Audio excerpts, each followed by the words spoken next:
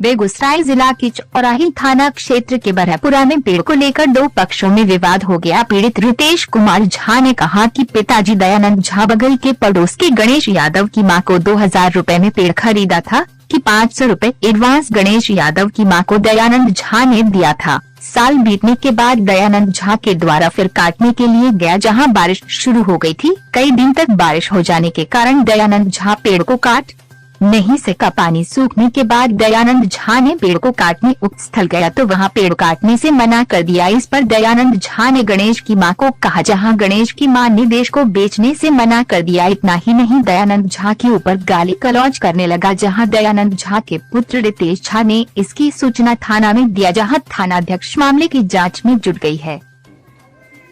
जब पानी सूखा, रास्ता क्लियर हुआ तो पिताजी कुछ दिन पहले पूछने के लिए गए, 2-4 दिन पहले पूछने के लिए गए कि गणेश की माँ रास्ता क्लियर हो चुका है, जो बाकी का बचा पैसा है वो आप ले लीजिए, पेड़ भी सूख गया है, हम पेड़ को काट लेंगे। तो उसने कहा कि झा जी, प्रतिष्ठा की सवाल है, हमने आपको जुबान दे दिए, पैसा की कोई बात नहीं, आप पेड़ काट लीजिएगा, उसके बाद वो पैसा दीजिएगा तो चलेगा। 2 दिन के बाद जो है वो क्या राम जी साहनी पेशर टीको साहनी के द्वारा 500 अधिक मूल्य देने पर वो पेड़ को बेच दिया।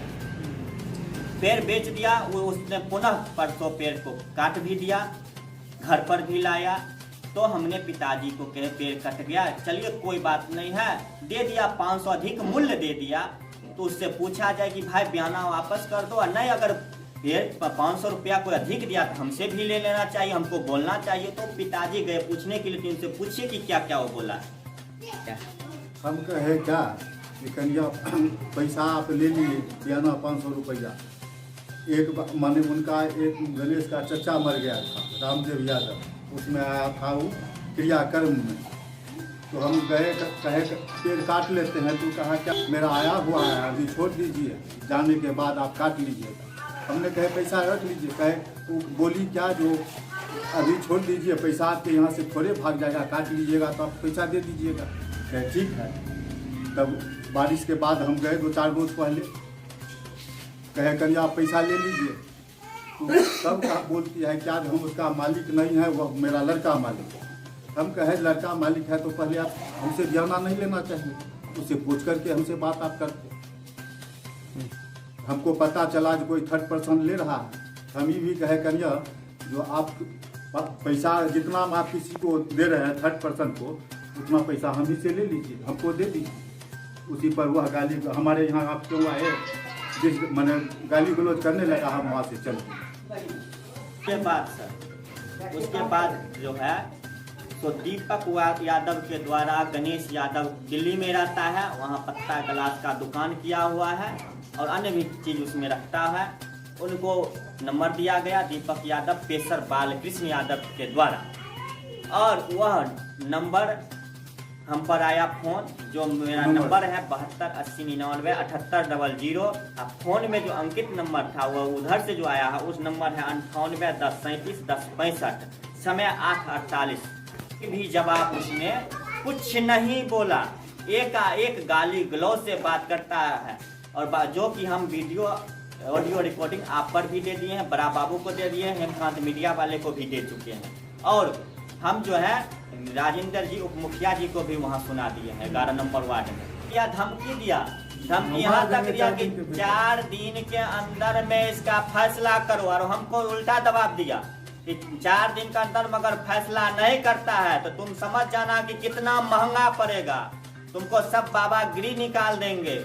और इतना ही नहीं, तुम वार्ड बन गया है, तुम क्या कर लेगा हमको, तुमको देखते हैं कि कौन तुमको साथ देता है, वो तुमको कहाँ तक पहुँच है, तुमको प्रशासन क्या कर लेगा, तुम कहाँ तक जाएगा, हम सबको यहाँ से रिसर्च कर बैठे यहाँ से रिसर्च कर लेंगे। इससे पहले सर जमीन का भी विवाद हो चुका है, जो कि उनका फरिकान है रामदेव यादव का लड़का नांगो यादव पेशर रामदेव यादव, कृष्णदेव यादव पेशर रामदेव यादव।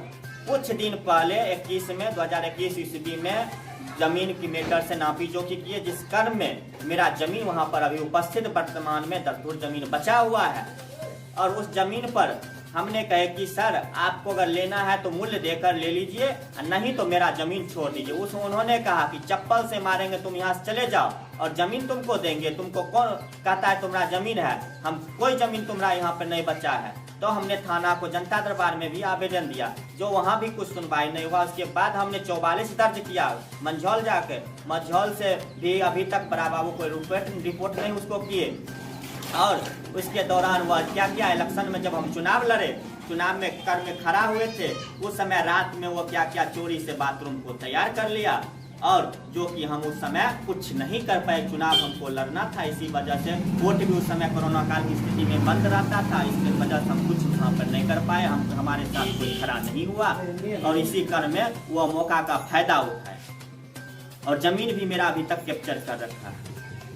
जी अभी तक कोई सुनवाई नहीं हुआ। लेकिन सर हम ऐसा ईमानदार व्यक्ति हैं कि अभी भी उसको कोई भी घटना होता है तो हम वहाँ पर पहुँचते हैं, क्योंकि हम जनप्रतिनिधि निर्वाचित जीत चुके हैं। अभी भी उनका मवेशी डूब गया था तो हमने उसका सही रिपोर्ट करवाए। रिपोर्ट के दौरान अंचल में उनका कागजात भी जमा किए कि गरीब बेचारा है, कुछ उसको मुआवजा सरकार दे दिया जाए सरकार के द्वारा। हमसे जो फायदा प्रॉफिट हो वो उनको हम करवा दिए। हमको कोई इतराज नहीं, हमको उससे कोई दुश्मनी नहीं है। लेकिन उन लोग को, अगला को, अन्य लोग को दबाव में आकर हमसे लड़ना चाहता है, दबाव बनाना चाहता है, कोई कभी भी हत्या हो सकता। हम भी सर असमर्थ में हैं, हम अल्पसंख्यक हैं, हमारा कोई यहाँ हमारा साथ देने वाला नहीं है।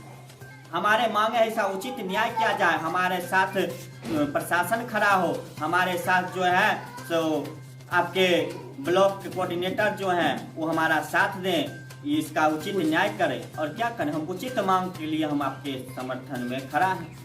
रितेश कुमार झा, श्री दयानंद झा, बड़ेपुरा, छौराही ओपी, बेगूसराय। दयानंद झा सर दिसंबर महीना था, हम यहीं पर थे दरवाजा के सामने, सुबह 7-8 बजे। और गणेश का मम्मी पास कर रहा था, हम आज़ादी बाबा थे, तो बोले कि कन्या पैर किसी को नहीं दीजिएगा। तो बोला कि हाँ आप ही को पैर देंगे, हम किसी को नहीं देंगे। हम वहाँ पर मौजूद थे, सुबह के टाइम हम बगल में ठहरा थे, सुन रहे थे सारे बात। तो इन्होंने कहा ठीक है पानी सूखने दीजिए तो फिर काट लेंगे पेड़। इतना बात मामला यहाँ पर हमारे सामने में हुआ। इसके बाद हम बाहर चले गए थे 8 दिन के बाद। हमारा समझ से जो भी है, जो हमारा सामने में जो बातचीत की है, अभी जो कर रहे हैं वो गलत है। क्योंकि पैसा दिए हुए थे 500 रुपया बयान नहीं देना था, उसी समय तो पैसा को रिटर्न करना। ठीक है झा बाबू, आप हमारा बेटा मना कर रहा है, आप ले लीजिए 500। तो आज से 3 महीना पहले भी दे सकते थे पैसा, तो वही मामला ख़त्म हो जाता। लेकिन ये सब 500 रुपया खातिर इतना आगे बढ़ाने का क्या जरूरी था? ये जो भी कर रहे हैं सब गलत है, सारा झूठ है। हमारा नाम पप्पू सानी है, पिता का नाम रामुद्गार सानी। हम ग्रामीण हैं, वार्ड नंबर 10 में मेरा घर है, हम सानी हैं।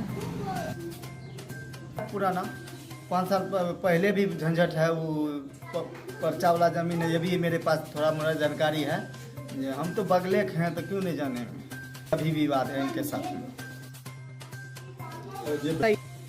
झंझट गाछ के वजह से हो, गाछ के बारे में दोनों आदमी इसको इतना गया और नहीं खास बात बोले, खाली बोले कि जो इज्जत प्रतिष्ठा है से बियाना ले को नहीं दिया।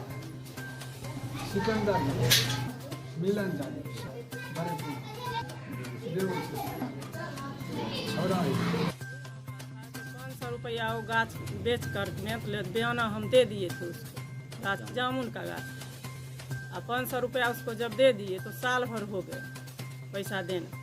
और पैसा जब दे दिए तो साल भर वर्षा होने के कारण मतलब रास्ता नहीं था, तो रास्ता नहीं था तो छोड़ दिए गाछ को। और इसके बाद जब उसको पैसा दे के कहे जो हाँ हम कल गाछ काटेंगे, तो तब वो पैसा नहीं लिया और कहा बोला क्या जो हाँ हम नहीं गाछ नहीं बेचेंगे, और दूसरे के हाथ से गाछ को बेच दिया। और धमकी भेजिए जो हाँ इसको मारेंगे पीसेंगे, ऐसे आया लड़का को मतलब धमकी दिया। और पति से भी लड़ाई झगड़ा सब कुछ हुआ।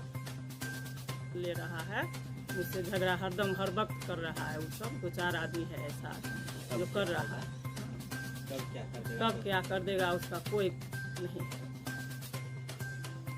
मतलब हाँ, जमीन का भी विवाद था, इसलिए नांगो यादव और नीलकंठ यादव वो सब धमकी दे रहा है। इसी में अनीता देवी, रितेश कुमार, मेरा लड़का गणेश यादव, नांगो यादव, नीलकंठ यादव, यही सब, दीपक यादव सब धमकी दे रहा है। हाँ, पावन है, इसको दाब के रखेंगे, इससे पैर पकड़ाएंगे, यही सब बोल रहा है, बात बोल रहा है। शासन ये है जो